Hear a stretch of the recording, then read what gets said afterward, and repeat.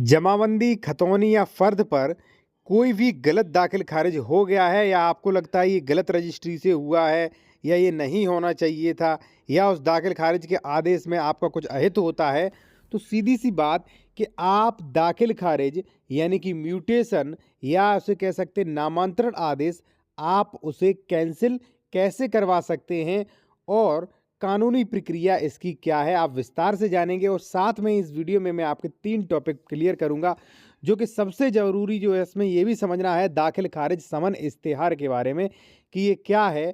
दूसरा जो है वो है दाखिल खारिज कैंसिल की प्रक्रिया।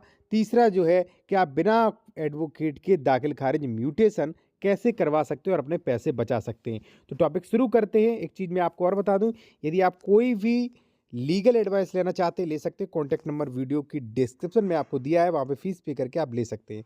साथियों, सबसे पहले मैं आप फर्स्ट पॉइंट पे बात करेंगे कि दाखिल खारिज समन इश्तेहार, ठीक है, क्योंकि इसमें भी एक ऑप्शन होता है दाखिल खारिज कैंसिल करवाने के लिए।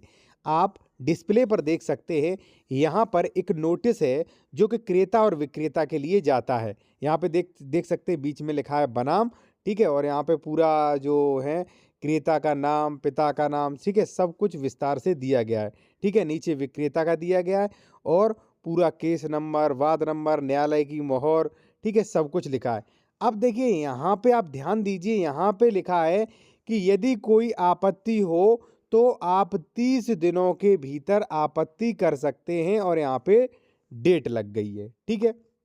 साथियों, देखिए क्या होता है कि जब आप रजिस्ट्री करवाते हैं, सबसे पहले चाहे प्लॉट की रजिस्ट्री हो, ठीक है, चाहे वो मान लीजिए आपकी कृषि ज़मीन की रजिस्ट्री हो, ठीक है, जब आप रजिस्ट्री करवाते हैं तो रजिस्ट्री के 35 दिन बाद जो है एक तारीख पड़ती है, ऑटोमेटिक तारीख पड़ती है आपकी तहसील न्यायालय में। कई लोग कहते हैं ना कि दाखिल खारिज कितने समय में होता है, तो दाखिल खारिज अब लगभग 35 दिन के बाद होता है। इसलिए होता है क्योंकि रजिस्ट्री के बाद दोनों ही पक्षकारों को नोटिस जारी किए जाते हैं, भाई सूचना दी जाती है कि आपने ये ज़मीन बेची है और इस पर भाई ये एक फलाना वाद किया गया है, ये ज़मीन जो है भाई फलाने व्यक्ति के नाम दाखिल खारिज होने जा रही है। यदि आपको आपत्ति है तो भाई कोर्ट में आके आपत्ति लगाइए आप, ठीक है।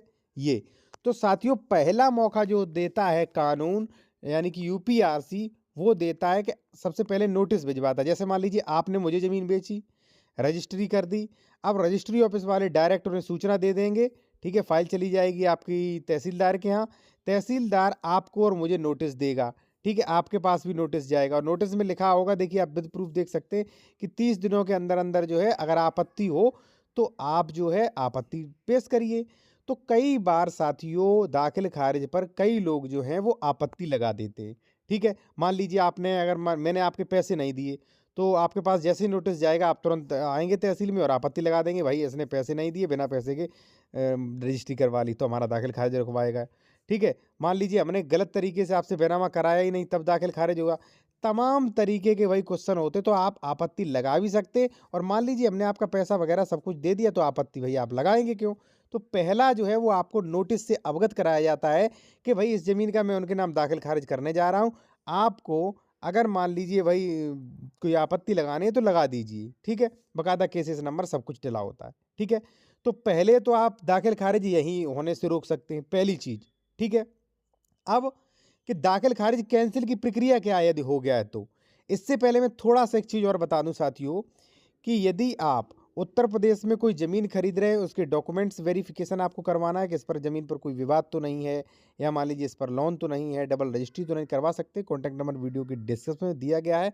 एक चीज़ और है कि यदि मान लीजिए पहला जो प्रोसेस बताया था, जैसे ही समन इश्तेहार आता है आपको वकील की ज़रूरत नहीं होती है, आप तुरंत चले जाइए बैनामा लेकर, पेशकार को दे दीजिए जाके, वो साक्ष्य में लगा देगा और साक्ष्य आपका पूर्ण हो जाएगा, तो आपका दाखिल खारिज बिना वकील के ही हो जाएगा। जो भी पेशकार रुपए ले उसे आप दे दीजिए, ठीक है। तो ये हो गया भाई दाखिल खारिज समन इश्तेहार क्या है, ठीक है, इसके बारे में, और बिना एडवोकेट के आप ज़मीन का म्यूटेशन कैसे करवाएं। कोई डाउट हो तो आप पूछ सकते हैं, कॉन्टैक्ट नंबर वीडियो की डिस्क्रिप्शन में दिया गया है, आप थोड़ा फीस पे करके पूछ सकते हैं। साथियों, इसके बाद जो क्वेश्चन आता है वो सबसे महत्वपूर्ण इस वीडियो का, कि दाखिल खारिज कैंसिलेशन की प्रक्रिया क्या है। तो देखिए, मान लीजिए पहली बात तो नोटिस आया। कई बार क्या होता है, मान लीजिए मैंने आपके भाई की ज़मीन खरीद ली, आपका भाई पागल है, जड़ बुद्धि है, मैंने उसका रजिस्ट्री करवा लिया। मान लीजिए शादी के बहाने मैंने उसकी रजिस्ट्री करवा ली, और नोटिस जो है वो पैसे देकर नोटिस आपके सामने नहीं आने दिया, नोटिस बीच में ही मैंने गुम करवा दिया। कई लोग ऐसे होते हैं, अधिकतर लोग ऐसे होते हैं। और मैंने म्यूटेशन का आदेश करवा लिया, यानी कि दाखिल खारिज का आदेश मैंने जमाबंदी पे यानी कि खतौनी पे करवा लिया। ठीक है, एक चीज़ तो ये हो गई। मान लीजिए वसीयत द्वारा जो है आपकी ज़मीन आपके पिता मेरे नाम वसीयत कर गए, मैंने भाई म्यूटेशन का आदेश, दाखिल खारिज का आदेश खतौनी पे करवा लिया। ठीक है, या मान लीजिए दान पत्र का करवा लिया। अब आपने जब देखा वो 1-2 साल बाद, तब आपने देखा तो आपने कहा भाई ये दाखिल खारिज का आदेश कैसे हो गया, ये तो कैंसिल होना चाहिए था। तो कोई दिक्कत नहीं साथियों, फिर भी कैंसिल हो सकता है।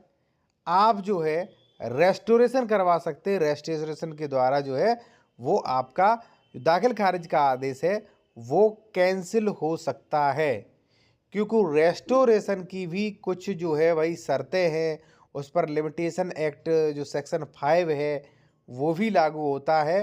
ठीक है, तो कुल मिला के मान लीजिए किसी ने गलत आदेश करा लिया, मान लीजिए फर्जी वसीयत दिखा के, या मान लीजिए आपको लग रहा है भाई ये गलत आदेश है, ये नहीं होना चाहिए था, मेरा बहुत नुकसान हो जाएगा, तो आप जाइए और न्यायालय में आप चैलेंज कर सकते हैं।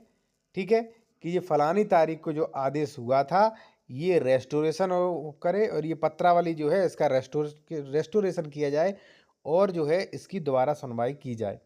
अब आपके दिमाग में क्वेश्चन आ रहा होगा साथियों कि रेस्टोरेशन क्या होता है। रेस्टोरेशन होता है पुनर्स्थापन, यानी कि महोदय, इस पे जो प्रार्थना पत्र पे ये लिखा जाता है कि महोदय जो आपने फलानी तारीख को जो दाखिल खारिज का आदेश दिया है वो गलत है, वो जो अदर पार्टी जो है वो उसने न्यायालय को गुमराह करके ले लिया गया है, कृपया इस मैटर को दोबारा से सुनने की कृपा करें। ठीक है, तो वही फाइल जो है साथियों दोबारा से सुनी जाती है, और यदि उसे लगता है तहसीलदार को वास्तव में गलत हो गया था, आप जो है एविडेंस दे सके उसमें, तो उसका जो है दाखिल खारिज म्यूटेशन का आदेश जो है वो कैंसिल भी कर दिया जाता है। ठीक है साथियों, तो आपके 3 टॉपिक इसमें क्लियर हो गए हैं।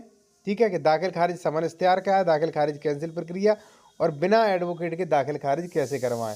मैं फिर एक बार बता दूं कि बिना एडवोकेट के दाखिल खारिज करवाने के लिए जैसे ही रजिस्ट्री होती है 15 दिन बाद आप चले जाइए तहसीलदार ऑफिस में, वहाँ आपका एक केस पड़ जाएगा, यानी कि एक तारीख पड़ेगी, आप पूछ लीजिए और वहाँ पे बैनामा की फ़ोटोकॉपी लगवा दीजिए, पेशकार को थोड़े बहुत पैसे दे दीजिए, आपका म्यूटेशन हो जाएगा।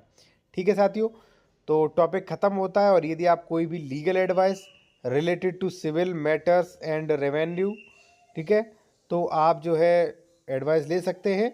और यदि मान लीजिए ज़मीन भी आप खरीद रहे हैं उत्तर प्रदेश में, तो कोई फर्जी ज़मीन तो नहीं, उसके डॉक्यूमेंट्स भी आप चेक करवा सकते हैं। धन्यवाद।